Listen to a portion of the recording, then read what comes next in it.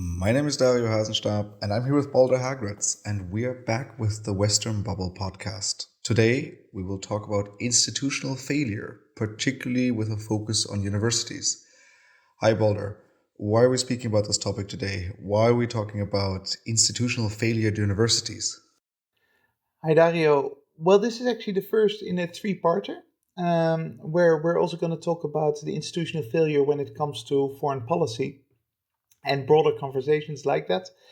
And this is in line with what we've done in the past. We had one specific episode on institutions, but a major aspect of the Western bubble is this belief that the West will survive, that the West will just continue to thrive and continue to be this light on the hill for the rest of the world to follow. And more as time goes by, we see evidence that the West is actually relatively fragile, that the lack of vision, the lack of focus, the lack of solidarity, if you like, is leading the West to be in decay and possibly in the future collapse.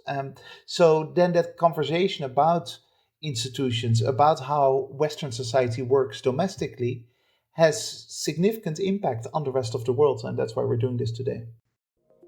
And what are the facts? Since October 7th, there have been protests across Western and global university campuses in support of an end to Israeli violence in Gaza.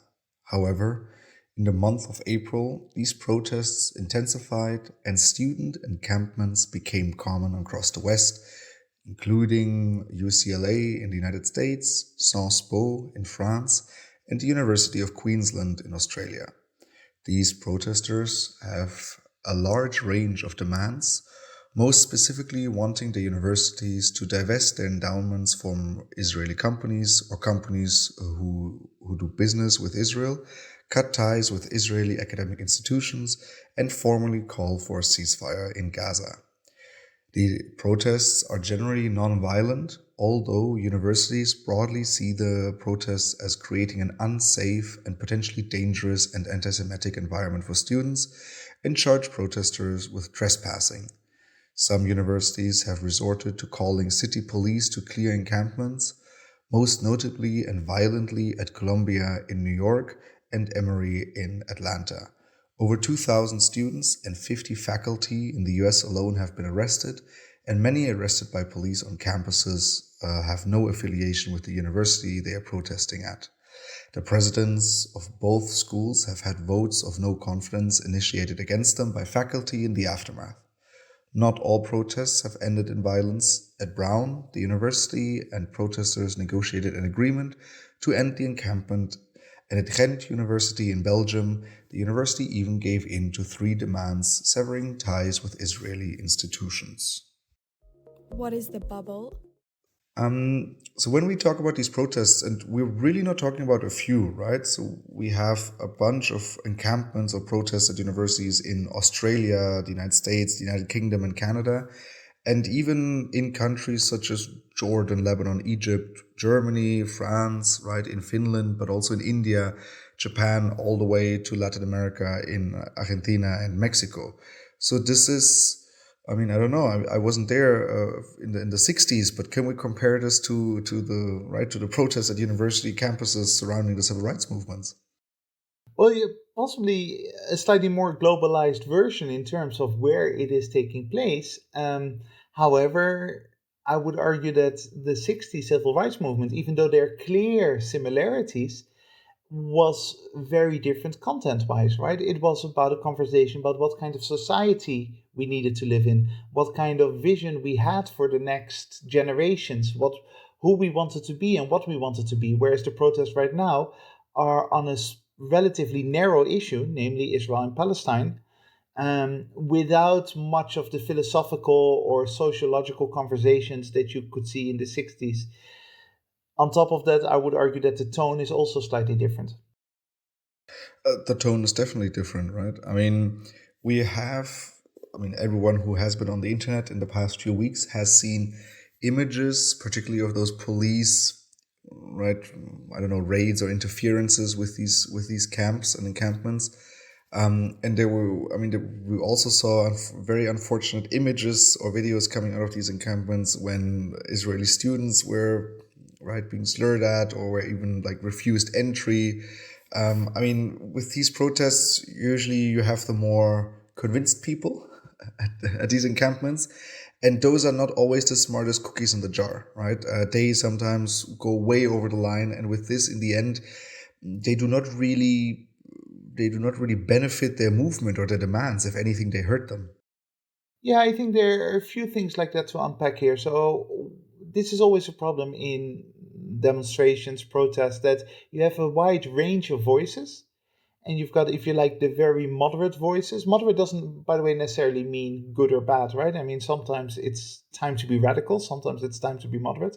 But you've got moderate voices who just want, Israeli policy to be less violent, less aggressive against Palestinian people.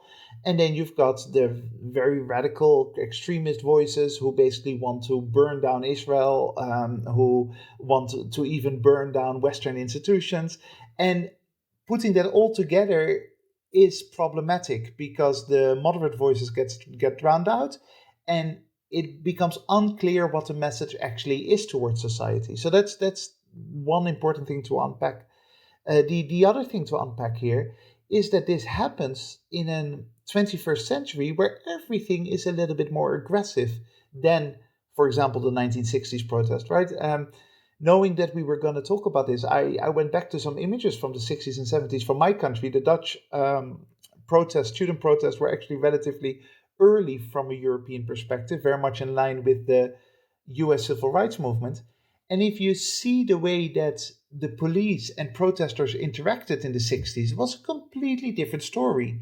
It was much less violent, much less aggressive from both sides, right? From both police and from protesters, much less antagonistic, more like, hey guys, can we cut it? Can we stop it? Can we just please be kind to each other? There were normal conversations rather than military police surrounding campuses and protesters with masks shouting horrible things at the police. In that sense, all of this, what we're observing right now in 2024, is displaying an aggression and um, a level of violence that doesn't bode well for our society. And this is not the first time that we have been observing this, particularly in the last five years. Yeah, really, it's really been the last 5 years. We've had the Black Lives Matter movements, particularly in the United States, and there very quickly it also turned very ugly and very violent. And we've seen the exact same problem with the climate movement, right? Where usually you have like a big crowd of people, kind of all the moderate voices, right? Kind of all saying, hey, we want to generally move into this direction of society. And then institutions, right? So particularly here in our case today, universities, but in these other cases, then maybe police institutions or government institutions, not responding like very, yeah, directly to them, and then things turning ugly very quickly with either violence across the board, and then you see these terrible images of raids happening or of people gluing themselves to I don't know, runways on airports or throwing tomato sauce at paintings. So we've seen this pattern particularly in the last 10 years. Yes, the tone of the two sides has become much more militant. I would argue that the two movements you mentioned here, Black Lives Matter and the environmental movement, at the very minimum, certainly Black Lives Matter, let's focus on that, um, have a certain parallel, obviously, to the civil rights movement from the 60s. Namely, there's institutional racism, there's institutional oppression of African Americans in the United States, and you could probably cover similar issues here in Europe, and to say, hey, something desperately needs to change because we are being killed at the moment. That is a very different kind of conversation than what's happening right now on campuses in university, where it's about a specific foreign policy, where it is basically middle class Europeans or Americans, North Americans, standing up and saying, we are against Israel and we are for the Palestinians and we want Palestinians to stop being oppressed by Israel. That is a very different kind of conversation. And a much more complex conversation because it happens within a foreign policy, international relations perspective that is not their own society. And so you would hope for a little bit of modesty and a little bit of reasonable discussion, certainly when compared to something like Black Lives Matter, which is directly about your own society. And I mean, you would expect that modesty and the discussion, particularly being started, initiated by the institutions. Because, I mean, let's be honest, on the one hand, you have young students, I don't know, in their early 20s, maybe late teens, who I mean, feel very upset about the world, right? Feel very helpless, also in a sense, because there's nothing you can do yet. You learn about these things on a daily basis. You see them very vividly on the internet, right? That's also a big change to the civil rights movement. And then it would be up to the institutions, to the university, to say, okay, let's sit down, let's have a, I don't know, town hall format, and let's discuss these things. Let's hear your worries, let's hear your concerns. What are your demands? Are these demands reasonable? Can we put them into perspective? Can we maybe even implement them? Can we help you to kind of voice kind of the change you want to see? But that's not necessarily how the universities are going about this. Yeah, and that in that sense, I think this episode is a little bit problematic for us because we are not satisfying either of the two camps, right? We're basically saying this is a plague on both houses because universities and the establishment over the past 6 months has been relatively tone deaf when it comes to younger people demanding change and not feeling comfortable with pro-Israeli policy in the way that older generations feel comfortable with. Politicians, and again, certainly in Europe and in the United States, have basically dismissed almost all criticism as basically being anti Semitic. And then at that moment, you shut down any conversation and you shut down any feeling of these students. And it's not just young people, but right now we're talking about students.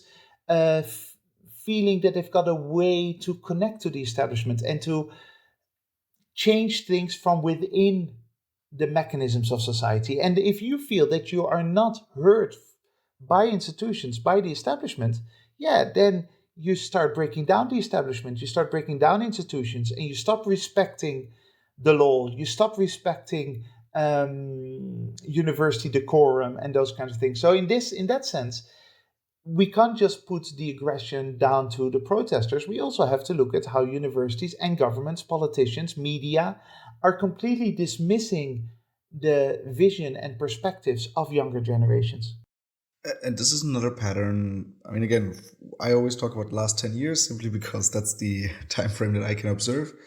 But that's a pattern that we've seen in the past too, that it's really easy to dismiss r- other voices because of some radical elements amongst them. I mean, we've seen this during the climate movement, right? We see people saying, oh, we now need to stop living, basically. We need to go back to the Stone Age. We saw this during COVID, right? Where criticisms of or concerns about lockdowns, about maybe even vaccines and so on and so forth, were dismissed at, oh, well, then you're just a vaccine, like you're just a COVID denier. I don't even need to talk to you. It's very lazy thinking from the institutions. It has become, I assume, like that type of behavior has become more and worse. I mean, you can observe this a little bit better than me, but it does feel like this. That I don't know. As long as I can remember now, with most crises that we've faced over the last 10 years, whenever someone like there were critical voices, they were not heard. They were not even engaged with. They were usually just brushed aside as radicals. Yeah, and I'm obviously not old enough to talk about the 1960s, but what you can clearly see is that since I was a student, since the 1990s, there has been too much within institutions and within political circles this narrative of we now know what is right and what is wrong, and we don't really need to have any more conversations about it. We no longer need to have conversations about where we go as society because we figured it out. We don't have to worry anymore about philosophy or about ideology because, hey, we are the West, we are liberal, and we can just get along with each other and everything will be fine. And those institutions basically dismiss any important voices coming from the new generations. And here, I suspect, and again, I wasn't alive in those days, but if you read literature about the protest in the 60s, you had an old generation, an old establishment that was institutionally, for example, racist, but it was led by middle class white people who couldn't see the racism, or at least who didn't want to see the racism, let me put it like that, because it was comfortable for them not to worry about it because they weren't the victims of it. The civil rights movement made them panic. It made them basically, oh, what does this mean? And they couldn't connect necessarily to the movement, but they were afraid and they were concerned and they responded first relatively aggressively against it, but then slowly started having conversations because they understood that something was not quite right. Whereas now in 2024, there's almost a kind of arrogant dismissal by institutions, right? There's almost an arrogant dismissal of, oh no no no, you're just young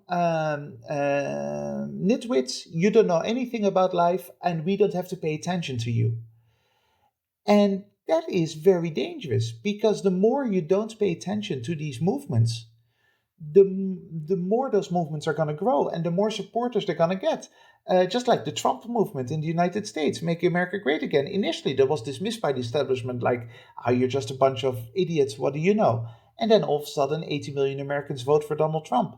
The same with Brexit, the same with all those kinds of things. The establishment has a certain inherent arrogance these days that basically dismisses anything that falls outside of their scope. And that makes the protesters even more angry and even more extreme and even more counterproductive because then they start wearing masks and they look like Hamas, and all of a sudden there is a gulf that can no longer be bridged between the two sides. Well, that's the thing, right? I mean, the past 10 years, I feel like we've almost alienated every single group out there, right? So, I mean, let's talk from a European perspective. I mean, 2015, we had that whole migration thing, right? Where, I mean, at first, again, I vividly remember this in Germany that in 2015, in the fall, right, when Merkel made the decision, hey, we will take in 1 million refugees. That at first, there was this, the whole country said, yes, we can do it. Yes, Merkel, we trust you, we believe you. And then were critics on the side who said, well, I mean, 1 second, I mean, 1 million at once, isn't that a little bit much, right? Shouldn't we separate this all over Europe and so on? And then they were disregarded as the populists on the far right, right? So crazy people. I mean, then we move on. We saw COVID. COVID and Black Lives Matter at the same time, right? So now you have the next group, Black Lives Matter. You have the next group, this alienated, basically, kind of saying, you know what? Yeah, you have you and your racism. No, we solved that in the 60s. Please leave us alone, you radicals. Okay, next group alienated. So now you have the people on the right and maybe more towards the center left alienated. Then add COVID to that. Now you have people, I mean, on all sides of the spectrum really alienated, even more from the middle class. Add to this now Israel-Palestine, you have people on the left side of the spectrum alienated. At some point, the middle is going to be gone because everyone will be mad at the institutions. And this within an environment where that anger gets fed by social media. You know, oil gets thrown onto the flames every day because these protesters get into their algorithms and get into their own bubbles that is completely different, a completely different bubble than the political or media establishment. And these bubbles don't even touch again. They never reach each other again, and they start seeing each other as inherent enemies, not as two different sides of an important and complex argument, but basically an enemy that needs to be defeated. And words like racist or genocide or anti Semitism or anything like that gets thrown out there. And there is no longer any possibility for genuine communication between those two. Now, and here, we cannot underestimate the importance of social media in that regard, right? Because if in the 60s you were a student protester, maybe you saw in the newspaper the following day a picture of Dr. King protesting on a bridge, and that would be inspirational to you. You would read a quote from Dr. King, and you think, oh, this is someone I want to follow. This is someone that I believe in.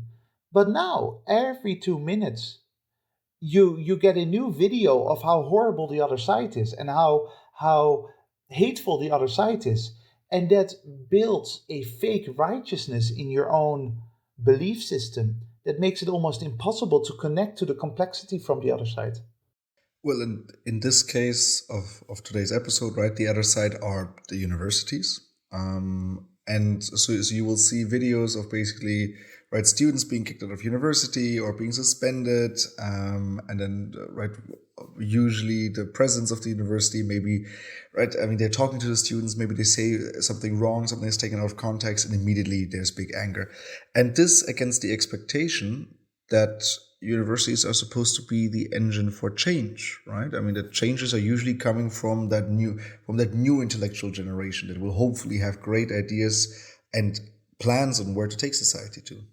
Exactly, and that is exactly the problem here. Just like then those protesters see those images, the establishment, because I don't think that the universities themselves are the only targets. The students target universities as a proxy for the broader political establishment, right? I mean, it's not simply about, hey, you as a university need to divest in Israel. No, no, no. It's about you as a university are too comfortable with the politicians. You're too comfortable with the mainstream media. And so those universities and the general public that is more on the side of the establishment, if you like, sees images of people with masks throwing some rocks at the university, and these two sides will never ever meet again. Whereas, exactly as you said, universities are supposed to be this bulwark of thinking, of analysis, and yes, of slightly left of center improvement of the world. Universities, just like the media, are supposed to be engines for change. Why? Because once you start analyzing the world and you start reporting on the world, you start seeing problems in the world and you try to offer solutions to that. So, throughout history, universities have been an engine for political, philosophical, economic change, and that's a very good thing. The difference with 2024 is that there's no serious conversation about what that change should look like. It is about anger and it is about a very specific, narrow policy without seeing the bigger picture. What's the international relations context? It leads to an increasing generational, right, drift apart from each other. And this becomes an increasing problem, right? Because, I mean, the more disenfranchised the youth is, the less interest they will have in maintaining the system. Yeah, and then especially, and I'm sorry for using slightly cheesy words here, but because there's no love in this conversation, it's all about hatred, it's about anger, it's not about connecting to each other, it's not about trying to, trying to find a uniting message, unite the different groups. This drift apart is a very significant problem, especially within a West that is already on the decay, that is already in trouble, and that doesn't seem to be able to formulate a message about who it wants to be. There are no conversations about, okay, what does this actually mean? Where do we want to go with this? Those conversations are not possible in this kind of angry, hateful environment. Not at all. They are not at all possible. And I mean, so I've mentioned this anecdote a few times already on the podcast, and I do want to bring it up again because this always reminds me of one of the conversations or talks I attended in my very first year of university.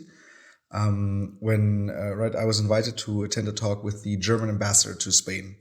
I remember there a business student sitting in the back and then asking the ambassador, is like basically saying that Germany doesn't really have a 5 or 10 year plan. It doesn't really have a vision. Any company that doesn't have a 5 or 10 or 15 year vision is going to be bankrupt in 3.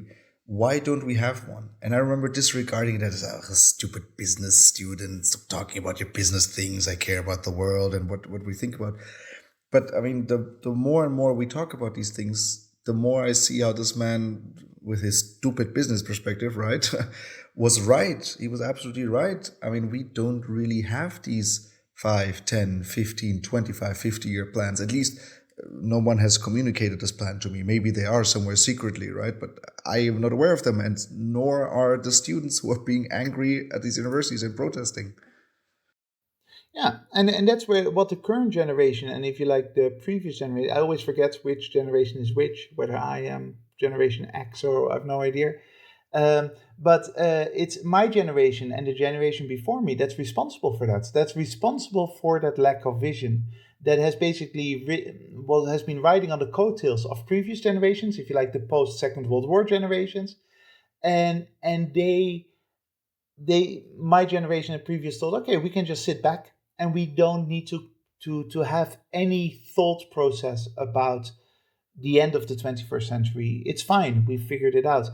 And that can be also seen in many ways in this conversation about Israel, right? Because the one clear IR impact here is that slowly over time Israel will be able to depend less on Western support because the older generations die out and younger generations have less patience with Israel.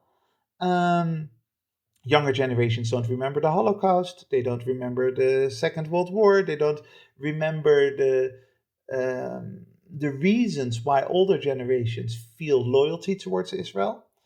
And no one is having a conversation, at least not in Europe. Okay, what does it mean? How can we reestablish a relationship with Palestinians and a relationship with the Israelis that can that is durable, that has a long-lasting identity? No one is having that conversation. It's all about now this or now that. It's all about um,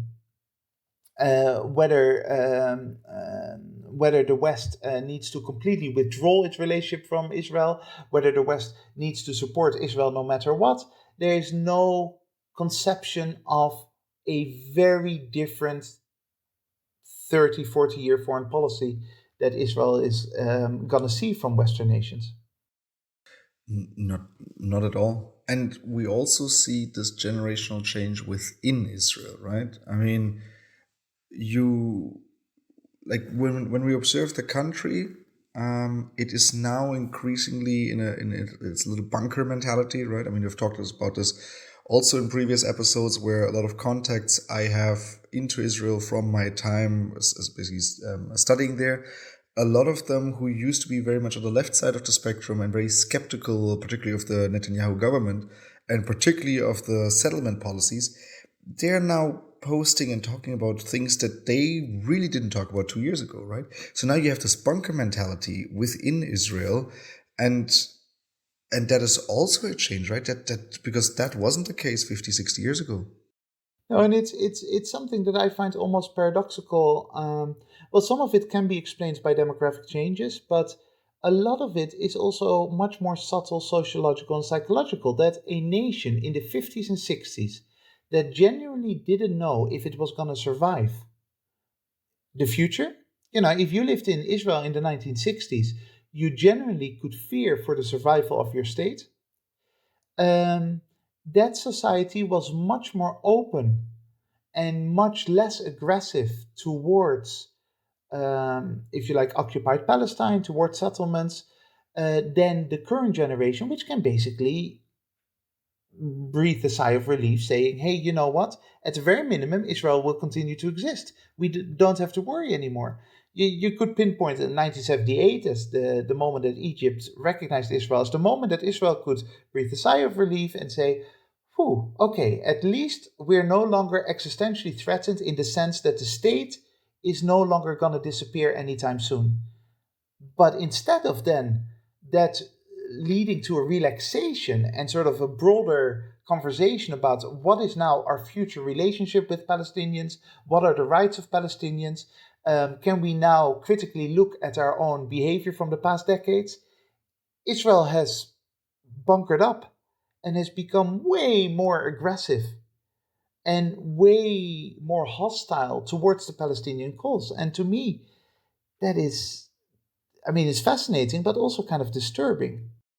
And can you explain to our listeners what is the problem? Very disturbing indeed. And that kind of leads us to, I mean, to the disturbing status quo we're looking at. So we already talked about this generational shift or basically drift apart, that there are no longer any constructive conversations happening about where we want to be. So not within the West towards, hey, where does the West want to be? But neither within Israel where Israel basically wants to be, except in its little bunker, at least the way it seems to be right now. Well, but this then ties into this Western problem that Israel has, right? So at the very minimum, Israel seemed to understand that they have to kind of start practically preparing for a world where the West, especially given what we see at universities now, the West might no longer have its back all of the time. And so you see Israel connecting to Saudi Arabia, Israel connecting definitely to Russia, China, Turkey, not natural allies. And that is now completely thrown away. All that hard work from the past 2 decades that Israel put in, at least at a foreign policy level, knowing that the West is changing its approach, um, has now been burned down over the past 6 months. And all these countries I just listed will now no longer do business with Israel, which is a huge problem for Israel because that means that they have to rely on a West that is in its own, if you like, conflict about this whole topic. Very much in its own conflict. And then about this topic, and again, let's take this back to the case study at hand at the university level. One of the things that we've criticized in the bubble and we've criticized throughout this whole podcast series is then that managerial attitude that institutions in particular have towards this, right? It's only about, oh, how can we be on the right side when it comes to communications, right? How can we kick the students off campus without all these videos going online? What type of, maybe we can offer them something, right? So some of the solutions that some of these encampments basically have reached is the university is offering basically 5 Palestinian students to study at the university for free. Oh, well, yeah, that's going to solve the problem, right? That's amazing for these 5 individuals, and I hope that they will take all the chances that come from that. But it's not necessarily addressing any of the problems that the students, are facing or basically bringing forward to the university. So I think that's the best examples we've had so far in this whole series of a managerial attitude towards these problems. Yeah, and so it seems that half of what universities are supposed to do is missing here. So one half is being this bulwark for change, which we mentioned before, thinking about the problems in this world, offering solutions, sometimes radical solutions. That's all fine. But the other half is intellectualism. It is actually visionary conversations. It's embracing the complexity of the world. It is trying to understand things that people who just have jobs and don't have time to go to university because they're older and they already went, or maybe they don't have interest in going to universities, they cannot think about because they've got other things to do. As a student, as a professor at university, what your job is to understand the world in its full complexity. And that has completely disappeared. These conversations that we're seeing at universities right now, if you can even call them conversations, are actually completely devoid of any significant academic or intellectual meaning. It's all about the emotions, it's all about the anger, it's all about calling the other side out, and it is not at all about connecting to what a university is supposed to do, namely understand the world. And based off that understanding, then having a vision for the world, right? Explaining a vision for the world. And that's something where universities are now becoming, again, they're also teaching managerial aspects, right? It's no longer about how can I understand the world and its complexities, but it's about how can I perform best in the job market, right? A whole class on CV writing, a whole class on business management, a whole class on, how to deal with this, how to deal with that, but no class on, okay, let's be radical here for a moment in our thought experiment. If you could rebuild society, where would you want to take it? Is democracy still the right model for us? If so, why? If not, then what would you change about it, right? These are conversations that are not necessarily being held at universities, and they're also not being taught, right? This attitude of, okay, critically thinking about this, that's no longer there. It's now really about, okay, how can I play the system? How can I write the best LinkedIn post telling the world how humble and grateful I am to accept this position? Yeah, and exactly as you put it before, that means that universities have become one of the worst victims of this managerial change, where now going to university is just a path to get a job. That's it. You go to university so because it looks good on your CV, and maybe you learn some skills that you can then can use when you become a middle manager. Congratulations. That takes away the value of universities as bulwarks of in that intellectualism that I mentioned, bulwarks of that analysis, that understanding. Theoretically, certainly in the past, you would go to university not as a preparation directly for a job, but simply to expand your horizons, to understand the world better. You would study Latin or philosophy or history, not because Latin or philosophy or history are a path towards becoming rich, but because you believe in the value of general knowledge and broad understanding. And that is basically completely being eradicated from universities worldwide. And students are being asked to pay insane amounts of money for the right to go to university. And in exchange, they demand access to the good jobs because otherwise they will never be able to pay back their student debt. And as a result, any kind of interest in broad academic questions gets replaced by how can you be attractive to Microsoft, or how can you be attractive to the United Nations, or how can you be attractive to a job that pays well. And that is then reflected in the complete lack of serious conversations when it comes to Israel and Palestine, when it comes to these issues. And you can see how these young people are no longer driven by intellectualism, and universities are no longer teaching them intellectualism, no longer teaching them academic values. It just becomes a clash between managerial attitudes and young generations feeling uncomfortable with that. And what now? So, based on what you just said, we should definitely have a conversation about, okay, what's our foreign policy going to be towards Israel, towards Gaza, towards Palestine? But we are not, at least in universities, I mean, I can look into every classroom, but we are not having these conversations, particularly not after these protests.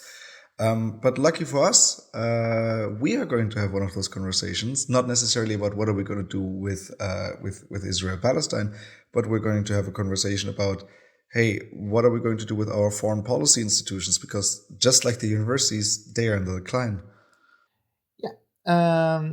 Absolutely, and that. Those two are very much related, right? I mean, as a professor of international relations, it is very clear that these conversations about that foreign policy, about the broader issues, are no longer being had sufficiently. And when you do have them, as I myself also noticed in the classroom over the past 6 months, they lead to anger and they lead to outrage, and sometimes between students, sometimes towards the professor.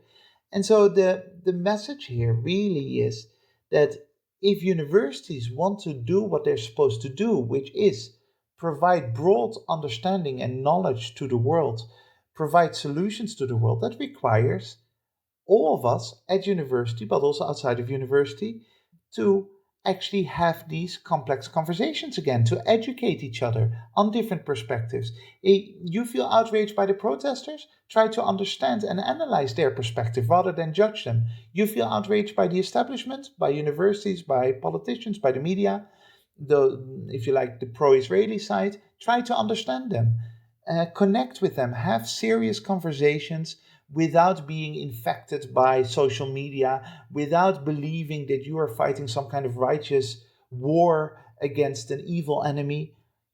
Connect, do what universities, academia, and intellectualism are all about.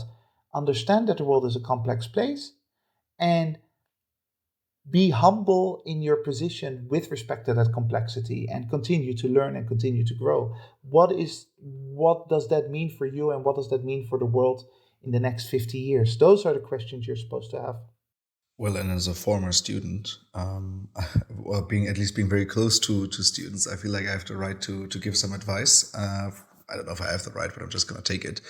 Right, and that very much goes along the lines of, hey, take some time, right? Put down your phone, sit down with your friends. I mean, those for me were the best university nights or evenings, anyways, right? You sit down with your friends over, if you're European, over a good bottle of wine. If you're American, buy a European bottle of wine.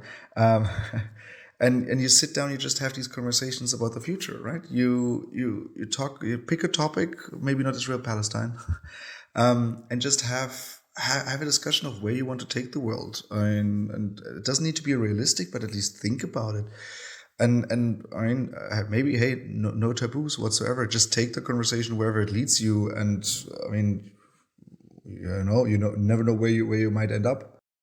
Indeed, and be humble in that conversation and don't feel comfortable calling other people anti-Semitic or racist or genocidal. Listen, and it seems like a very cheesy kind of message, right? But listen to each other and try to understand where they're coming from. Because unless you believe that the person you're talking to is a psychopath, um, your job certainly as a young person is to understand that person, to see where they're coming from and why their perspectives are so different from yours. That is the key, and that is where universities have been failing lately, and where also students are currently failing. Well, this seems like a great moment to end today's conversation on the institutional decline of universities. If you have any questions, comments, or you heard a mistake that we made throughout the episode, please make sure to send us an email to thewesternbubble@gmail.com, and we will try to incorporate them in our following episodes. Thank you very much to the listeners for joining us today. Make sure to join us again next week when we press the Western Bubble. That is it from my side. Balder, which closing quote did you pick for us today? Well, this is a quote very much in line with my final words just before. It's from Oppenheimer. Everyone knows him now because of the film. And he said, "No man should escape our universities without knowing how little he knows."